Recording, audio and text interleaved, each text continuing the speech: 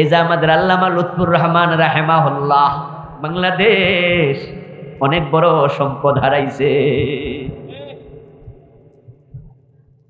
দীর্ঘ 60 বছরের মতো সময় ধরে হুজুর কোরআনের তাফসীর করে চলছেন, বয়স ওনার 85 বছরের বেশি। আমার প্রিয় বন্ধু, পৃথিবীর অনেকগুলো দেশ হুজুর সফর করেছেন। এই তো গত কয়েকদিন আগে, কয়েক মাস আগে আমেরিকা থেকে মুনার সম্মেলন করে আসলেন, কাতার সফর করে আসলেন।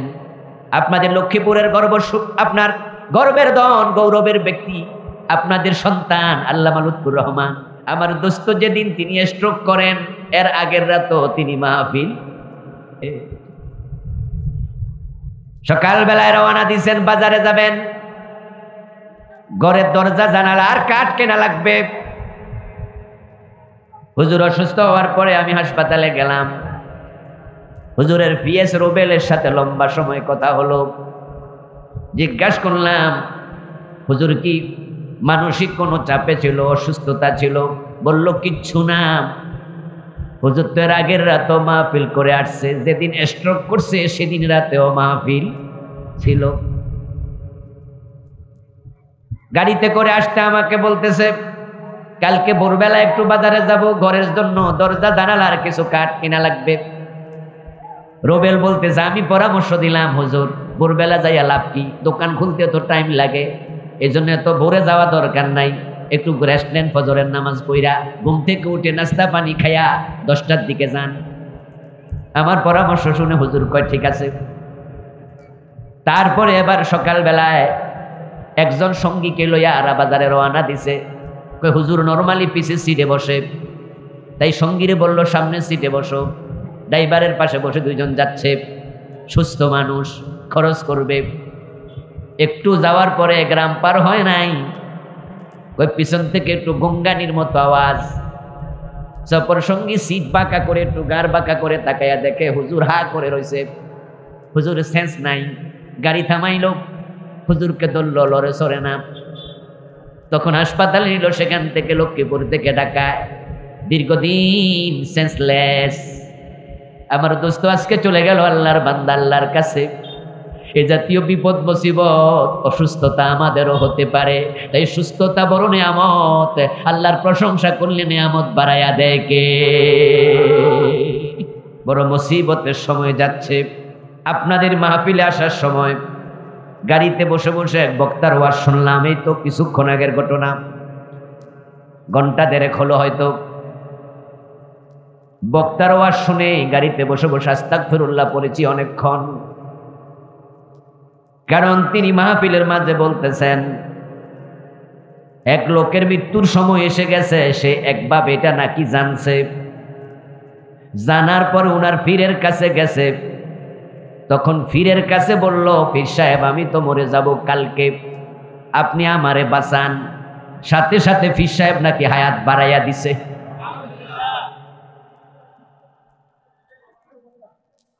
আমার বন্ধু, এই কিছুক্ষণ আগের কথা বললাম, আপনারা এই ওয়াজ শুনে পড়লেন নাউজুবিল্লাহ, কিন্তু ওই হুজুরের সামনে যারা ছিল তারা পড়ছে সুবহানাল্লাহ। কারণ হুজুর সাথে সাথে একটা দলিল দিছে। আমাদের গাউসুল আজম আব্দুল কাদের জিলানী যদি আজরাইলের হাত থেকে রূহ কাইরা রাখতে পারে, যে মইরা গেছে তার রূহ ফিরাইয়া দিতে পারে। এবার বলতেছে উনি শ্রোতাদেরকে, পীর সাহেবদের মানুষের হায়াত বাড়ানোর ক্ষমতা আছে না নাই? শ্রোতারা কয় জি। যেই মেসেজ শুনে আপনারা বললেন নাউজুবিল্লাহ, ওই মেসেজ পীর বক্তা দিল, পাবলিক কয় সুবহানাল্লাহ। বক্তা প্রশ্ন করে, পীর হায়াত বাড়ানোর ক্ষমতা রাখে নাকি? লোকজন বলে জি। যে বক্তা এই ওয়াজ বলল, যারা মানল সবগুলো মুশরিক হয়ে গেছে। কারণ হায়াতের মালিক, জীবনের মালিক, মৃত্যুর মালিক শুধু কে?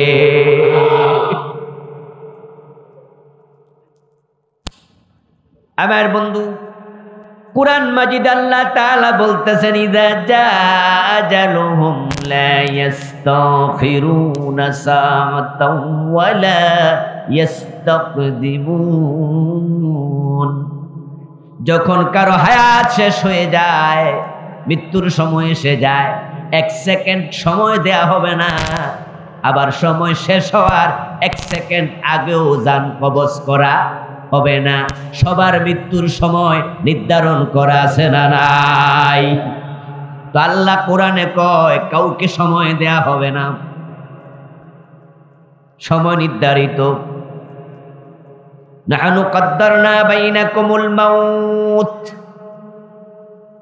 আল্লাহ তাআলা বলেন আমি তোমাদের মৃত্যু নির্ধারণ করি। আর পীর সাহেব নাকি হায়াত বাড়ায়া দেয়, আজরাইল থেকে নাকি রূহ কাইরা নেয়।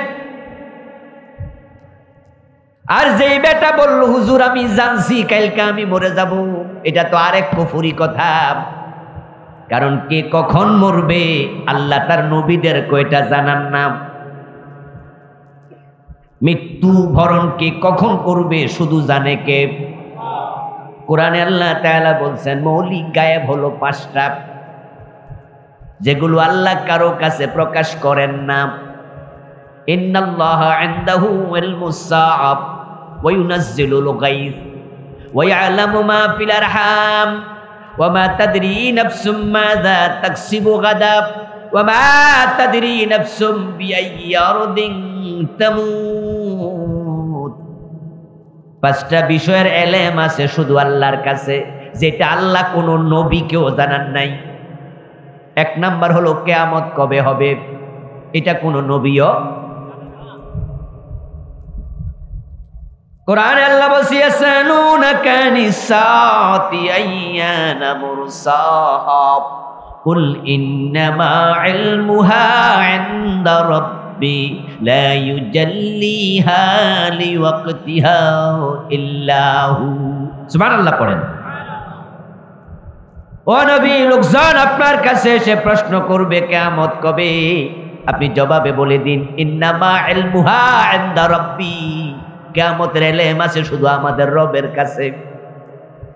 লা ইউজাল্লিহা লিওয়াক্তিহা ইল্লা হু, তিনি এই ইলম তার কাছে রেখেছেন, কারো কাছে প্রকাশ করেন নাই।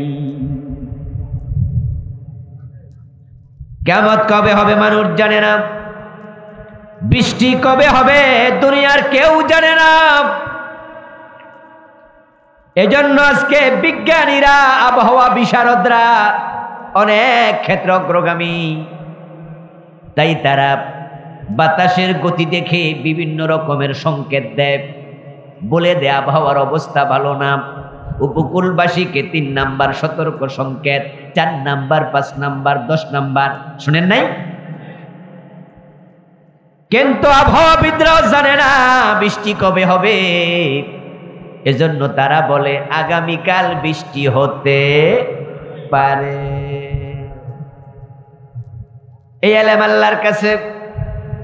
3 নাম্বার ওয়া ইয়ালামু মা ফিল আরহাম, মায়ের পেটে যে সন্তান সে সুস্থ না অসুস্থ, সে কালো না সাদা, সে বুদ্ধিমান না বেকুব, সে সৎ হবে না অসৎ হবে, তার চোখ একটা হবে না 2টা হবে, অন্ধ হবে না সুস্থ হবে, ওই লোকটা কেমন হবে, তার আমল ভালো না মন্দ হবে, তার ব্যাপারে বিস্তারিত ইলম শুধুমাত্র আছে কার কাছে?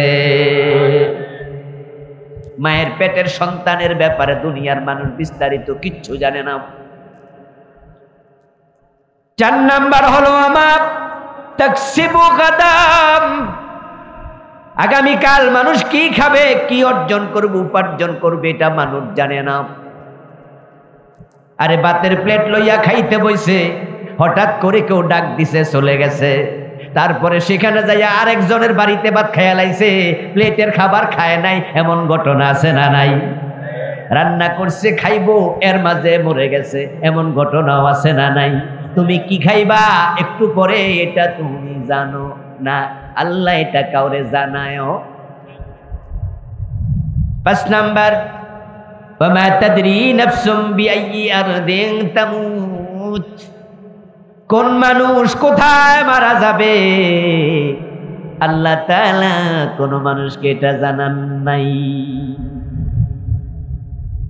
কিন্তু কোথায় কে মরবে আল্লাহ জানে কিনা? আওয়াজটা আসতে হয় কেন বলেন না? আল্লাহ জানে কি না? হায়াত কবে শেষ হবে আল্লাহ জানে কি না? এখন উনার পীর সাহেব না কি কইতাছে, যাও হায়াত বাড়াই দিলাম।